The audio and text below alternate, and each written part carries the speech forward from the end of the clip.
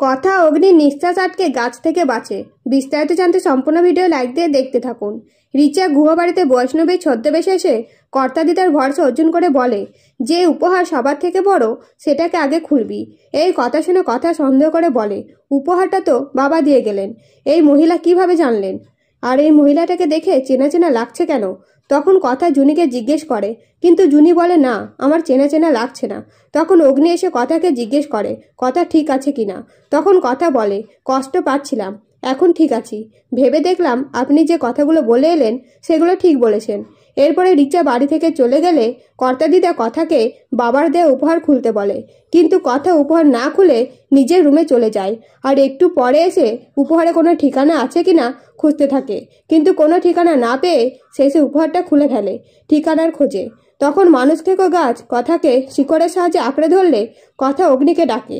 তখন অগ্নি নিচে এসে কথাকে এই অবস্থায় দেখে বাঁচাতে গেলে কথা বাধা দেয় আর বলে, আপনি এলে আপনাকেও জড়িয়ে ফেলবে।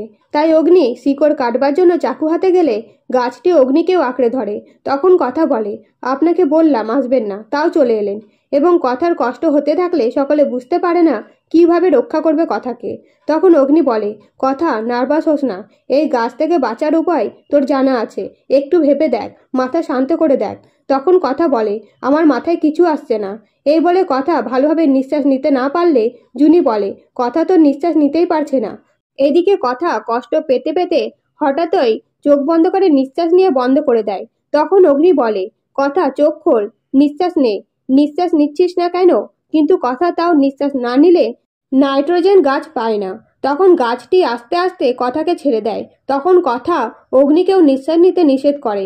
এবং এভাবেই কি কথা ও অগ্নি বেঁচে যাবে? জানতে চ্যানেলটিকে সাবস্ক্রাইব করে অবশ্যই পাশে থাকবেন।